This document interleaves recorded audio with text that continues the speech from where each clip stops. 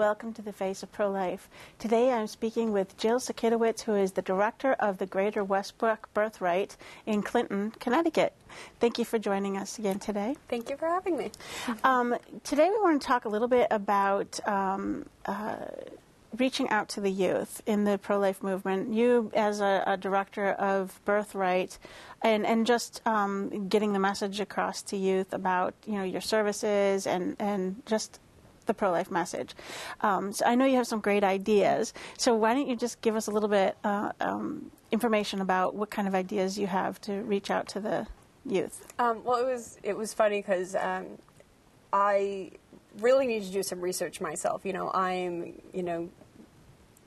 pretty far away from that high school point right now, and I actually had to do some digging online, and I found just some really interesting information about the way they think and the things that are important to them. I mean, this is a generation that is constantly has technology at their fingertips, and what that's led to is a constant multitasking. They're never just doing one thing. I know, my kids are on their laptop and watching TV at the same time. Exactly. Maybe playing a video game. Exactly. Maybe playing a video game, maybe chatting, maybe they're updating their profile while they're trying to do some homework, and it's a constant multitasking, and I thought that was really interesting to me. Obviously even myself, I get caught up in that, but young people even more so. And some of the other things is just basic style. It seems to be a generation where they're a lot more comfortable with whatever style they choose to be. It's a generation where they're not as concerned about things like tattoos or piercings. And, it's easy for somebody who didn't grow up with that to be why? But it's so accepted, and until they turn 90. But they don't look at life like they can't. This should hold them back. Right. They don't, and I'm not even saying you should agree with it. I'm not saying I agree with it, but this is a reality. This is how they feel and how they think. And living in the moment. Yeah. And if you don't acknowledge that, if you don't acknowledge them and meet them where they're at. You don't have to approve of it. You don't have to accept it, but you just you accept that this is how it is, but you're not judging them on that, and I think that's a very important thing. So it helps you be able to communicate with them better, and it helps them to feel more comfortable, whether you're aunt, uncle, parent, teacher, or working at a church, youth group, any of those things, to just really understand where they are. Mm-hmm. So why are they doing it? It's generational. It's, it's I look back, I think that, every generation, it's constantly evolving, it's constantly changing. I wish I had an answer to why it is. I just, fads take on, and right now there's, but but these ones are more permanent. I know they are. But that's where they're at, and ultimately that's their, that's theirs to deal with when they get older, to regret or not to regret.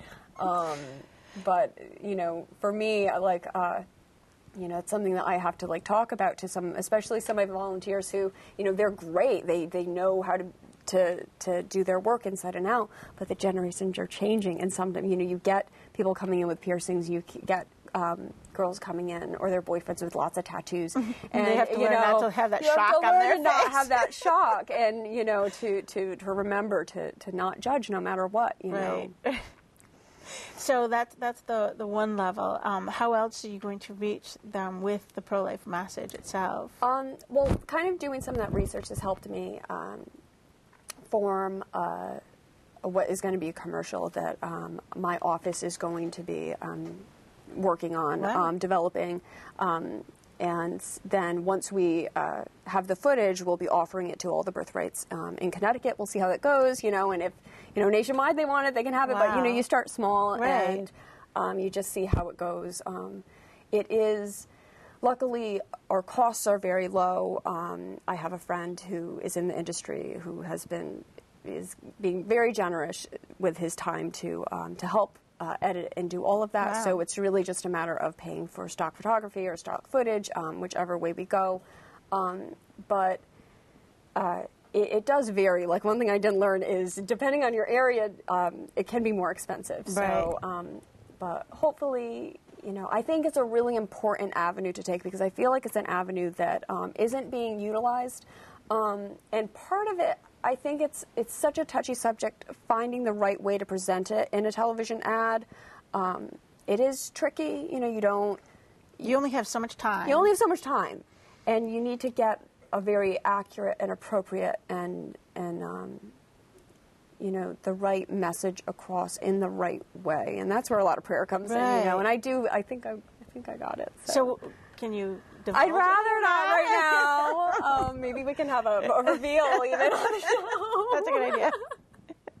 But, as far as Birthright is a nonprofit, is it possible to get a public service announcement? Yeah, I did offer that as an option. Like I said, possibly you'd like to take that route. I don't want to take that route. I really want to. I want to go play with the big boys. I really want to get in there, and really go where I know they're watching. Right. And I think that one of the things that's important is, this isn't just, a young person, either in teens, early 20s, mid 20s, anyone that's watching. It's not just if, like, maybe you think you're pregnant.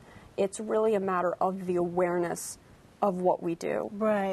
It's forming that awareness of, it's like, wow, people do that, Yeah. No, I think that's so important, because, every kid who comes out of a public high school knows what goes on at Planned Parenthood. Right. Because they're in the schools, that's the ploy. If you get that awareness to the little kids as they grow up, they know where to go. When they have when they're pregnant. Right. So you got to combat that and meet them at the same level. But that's a great plan. Not only do the younger kids know, but the older kids and their parents and so on, and just raising awareness of birthrights and the great work that you guys do is really important. What else can you do to spread the message? I know you said you had set up a booth. Oh, yeah. I decided to set up a booth at the Chester Fair, actually, this year, and it was... Just for Birthright? Just for Birthright, and it was a bit of an undertaking, but, my volunteers were phenomenal, and I had a lot of great support, and, we all worked together, and I actually found... I got a new sign design, and it was very bright. And one of the things to me was having signs, having banners, having brochures that are really eye-catching, but hopeful. Yeah. Like, I think that was the biggest thing. And I prayed a lot about that, because I didn't the beginning of where to start with that. And really, I didn't want to approach it with a somber attitude or a somber, it really needed to be hopeful. Like, this celebrating is life. We're celebrating life, we're celebrating hope. And that's what that's kind of my goal, and my volunteers are, that's how they are. And, it's been very inspirational. I wanted, how we're marketing ourselves, I wanted that to match who we are, and that's who we are. And what was your what was your response? It was really good. We had just set up, we had just finished, and we had a woman come up to us, and almost like within the first 10 minutes, and she just said to us, I just wanted to say to you that. 6 years ago, I found out I was pregnant, and I didn't know what I was going to do, and I went to a Birthright, and I don't know what I would have done without Birthright. And we got so many of those stories. I was taken back. Wow. The amount of women that came up, whether it was themselves or a daughter or a sister, and it was amazing. And the response from young people was great. I think that there's a very strong youth movement in pro-life. I think there are a lot of churches that are doing a great job with the youth groups and youth ministries, and we saw that. We saw that represented at the fair. That helps them too. When they see that you're unashamed, you're out there in a totally secular, open place, right. and you're really reinforcing that pro-life image to the kids that might have heard it at the church youth group. And this is like, okay, there's another place. Oh yeah, there are people out there that are pro-life. Yeah, and they're not all weirdos. So, what other experiences did you have with that? We. Just a lot of people, there were a lot of positives. I mean, I was a little concerned that we might get negatives, and I got, I think, maybe 2 eye rolls. And if we got 2 eye rolls over 3 days, Yeah, that's really that's good. really doing well. And I think another really wonderful part about it was the man who's in charge of the fairgrounds, he was tremendously supportive. Really? Like who would have guessed, that the person that you're just never like, know. Can I have a spot? Can I, get a spot at the... And he was so happy that we were there. Oh, and he's really excited and hoping that, like asking, like, oh, you'll be back next year? So it was a really positive experience. And it was exhausting, but it was really well worth it. So now you had the brochures, you had the nice signs. Did you have any other give-me's? I had the silicone bracelets. Oh, those are good. And I'm actually, I'm going to place an order. I found a place that will put Birthright on it. They were pro-life ones, and they were cute. They said, like, life is precious, right. pro-life, and they went over. Oh, yeah. They went over very well. So that was a very good thing. We did have some pins. We have nail files. I probably would have gotten more stuff to give away because we didn't charge anything for it. It was really just a matter of getting the message out there. The awareness. And I'm going to be a little more prepared for doing a Christmas bazaar at St. Joseph's in Chester, Connecticut. And it's a fairly large Christmas fair. So I'm going to be a little more prepared for that. My table will be smaller, but hopefully I'll have more stuff. Right. But that's should be a totally friendly audience. Yeah, you'd think so. No, but really, that was a really good idea to go out into a totally secular. And what you said that was probably one of the biggest things is Unashamed. We were really happy to be there. We were really looking forward to the experience. We went into it with the same attitude that we walk into the office. We're really excited, and we're just moms, daughters. Wives, sisters, we're just, every day. We actually have a gentleman that he doesn't volunteer in office, but he's kind of just handyman, and he actually came and sat with us, and it was a really great experience, and we got so many smiles and so many, thank yous, and newly pregnant women that would come over, and we had, our fetal models That's out. what I was going to ask you. And I did I wanted to see what the reaction, sometimes I'd put them out, and then sometimes I wouldn't, because I just wanted to see, like, is there a difference? Like, do more people, Are they turned off? Are they brought to us? I think some people are a little like, but that people are definitely drawn to it. People, especially if you have, exactly. Especially if you're pregnant or you have children, it's pretty neat. And young people are really interested. It's like the science of it. It's like, wow, that fits in there. It's like, oh, that's they're really interested in seeing that, and they get it. It's really neat. That's so exciting. I mean, I always tell the story because you always hear that. The pro board, so I always say, oh, it's just a blob of tissue, blah, blah, blah.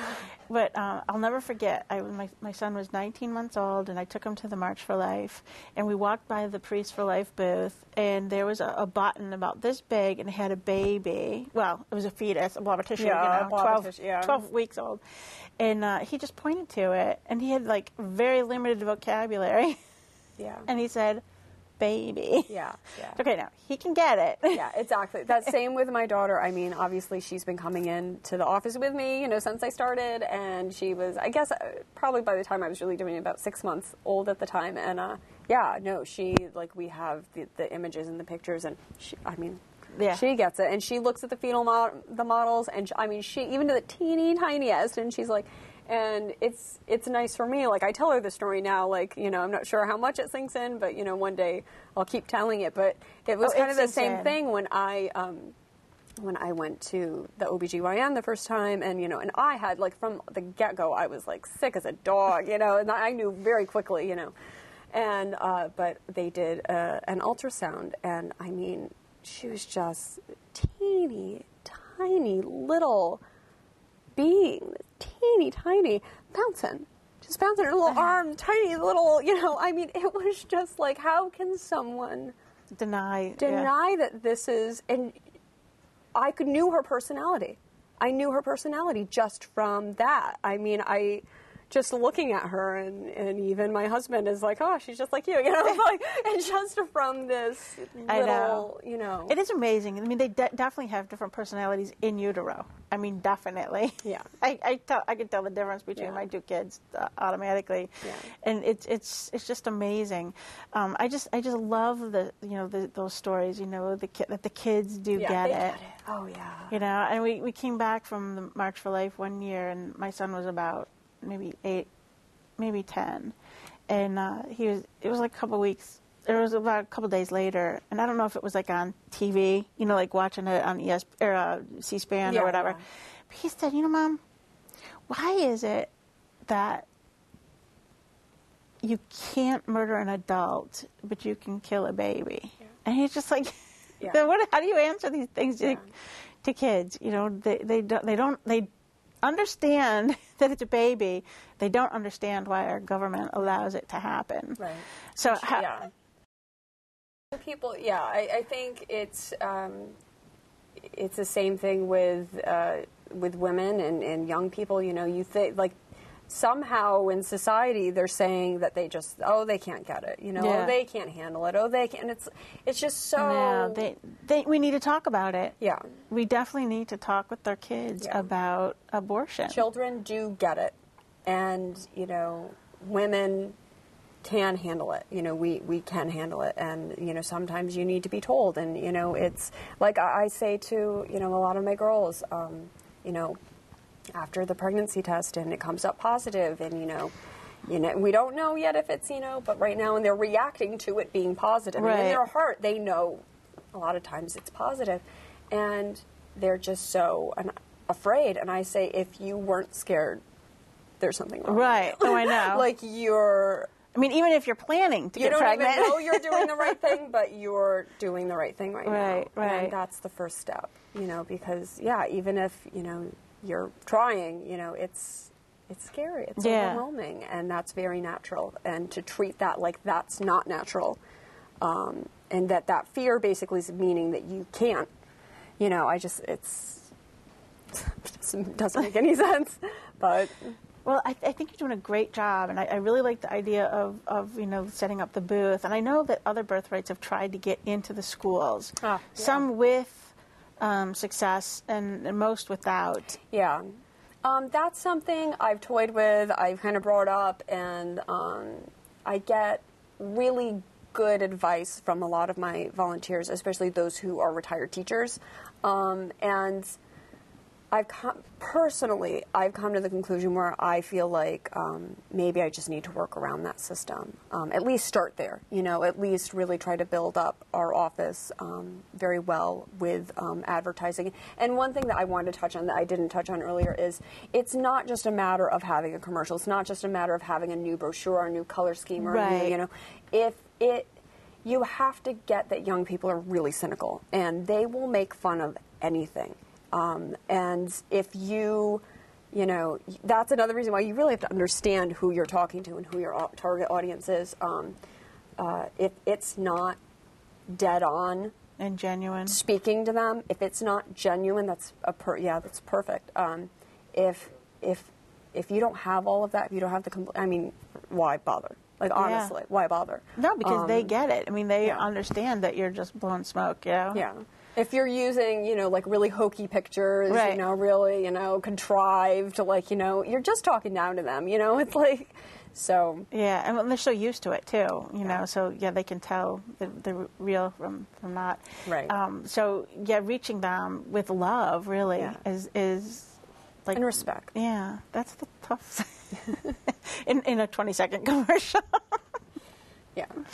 But it is really important for us to be able to reach out to the youth and get the conversation going, because if you're not talking about it in your families, or if you are talking about your families, you still need that. Families need that extra.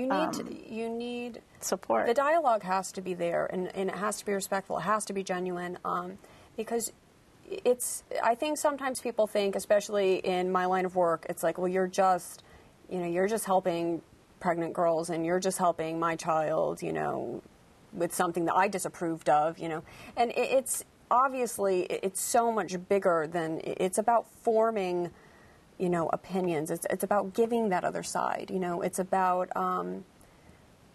about offering that other choice that it feels like isn't ever brought up in the discussion. It's like, well, why are you pro-life? Why? And I'll tell you something, to be quite honest, when I was younger, I did go back and forth in this, kind of internal dialogue within myself. I knew what my Catholic upbringing was, that it's wrong, but I'm thinking, well, but don't they have the choice? Don't they have so does that mean I should be pro-choice? Because, so it's like sometimes when you're young, it's like you do come up with these questions and you question things, and it's not a bad thing. It's a really natural thing to question it. When what isn't good is when there aren't people around to help answer it, with really positive, constructive, answers. And I think we duck the questions a lot. And we duck the questions. These conversations. And one of the things that I realized is how important it is that I make the stance to be pro-life, to basically just this is my position on it, unwavering. Right. I get that it's legal for you to get one, but that doesn't mean it's right.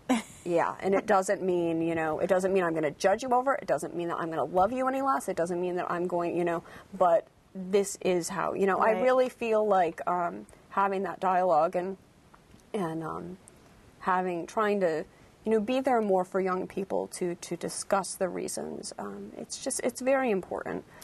Well, I think it's really important for any Christian.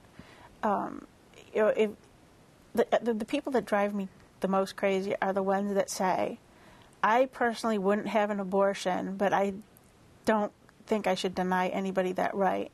Well, think about it. Why wouldn't you have an abortion? If you're a Christian, I would think that you're not having the abortion because it's a sin. Now, why then would you say it's okay for somebody else to to commit that sin? Yeah. I mean, why don't you just tell them to go to hell? Yeah. I mean, literally, if it's something that you believe would condemn your soul, you should want to do everything in your power to save that other person's soul. Yeah. That's what love is. Not saying, well, I personally wouldn't do it, but, go ahead. Yeah. So those are the people. I think that's the position, like, even for myself, that I need to make. It's like I need to not take that one step further. Yeah. And like you said, reaching them anywhere that you can at their own level. And so you're trying the television and any other ideas. And it's it's funny because to me it's really just a matter of basic human rights. I mean, one of the things, if we're all so different, and if there's anything that we all share in common, it's the fact that we're all in a womb. I mean, maybe we have similar feelings sometimes, maybe we've had similar experiences, but there's absolutely nothing about any individual one of us that is identical except that. True. And that isn't something that we're talking about as humans. Like, I mean, and I don't care what your religion is. I don't care what your political stance is. I don't care any of that. I mean, that's reality. And, I would love to see, obviously, in churches, I'd love to see a more open dialogue about it. I think there's a lot of fear about the wording. There's a lot of fear about where to go. Don't offend anybody. There's young people in the audience. There's children. Right. You know, it's like, and there is a way. Well, you got to pray about it. You've got to find the God words. will give you the right words. But even beyond that, just as humanity, like religion and everything aside, this is a human rights issue. Yeah, it is. And this is something that we all share in a commonality. And that dialogue that has, because there are more reasons than it being a sin. And that's what makes it so, once you get there, so obvious. So obvious that it's the wrong choice. And those are the things that need to be talked about and discussed that I think a lot of times just aren't. Yeah. And I think it's great coming from Birthright, too, because, you know, the pro-life movement, you know, everyone says, you know, it's a bunch of old men that, you know, just don't want women to, force women to have babies. But really, Birthright is there, and they're there for the women and giving the women real choices, rather than, you know, giving them the choice to kill their babies. And that is the message that, you know, it's a double message. It's one about pro-life, and it's another that, you know, that there are help. There's help for these women. It's, you know, it's respecting life, and that starts with respecting yourself.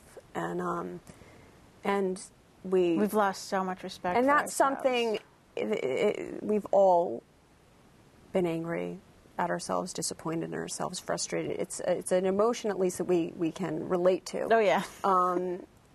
So, I mean, it's just this you know, it's about really just stopping that cycle of victimization, and it's something that I think bad choices. Yeah. And this is really just something that we need to reach them in their own, like you said, their own media. Is there other areas that you can reach out to them? I know you're right mentioning now, internet. Well, the internet is definitely one of them. It's another one. I think it's very good. It's not one that I'm looking into right now. I know other Birthright offices are looking into it. I think we're all kind of just trying our own things and going to give each other feedback on that. And I think that's you know, having that open communication. Once again, open communication. You know, it really even amongst yourselves. Yeah. And I think a lot of times, you know, people need to be willing to help each other rather than, you know, I have my idea and I'm just going to keep it to myself. Like, you're so willing to, you know, here, take it, you know, use it. Well, you know, we really need to help each other. Yeah, and that's I think what it boils down to in anything you do in life, you know, is really helping each other. Right. And all of these things, from, you know, helping each other in an organization to just helping people with their own. Without really expecting anything in return. That's the thing. That's the thing. Thank you so much for joining us. I wish you a lot of success with your new commercial. Yes.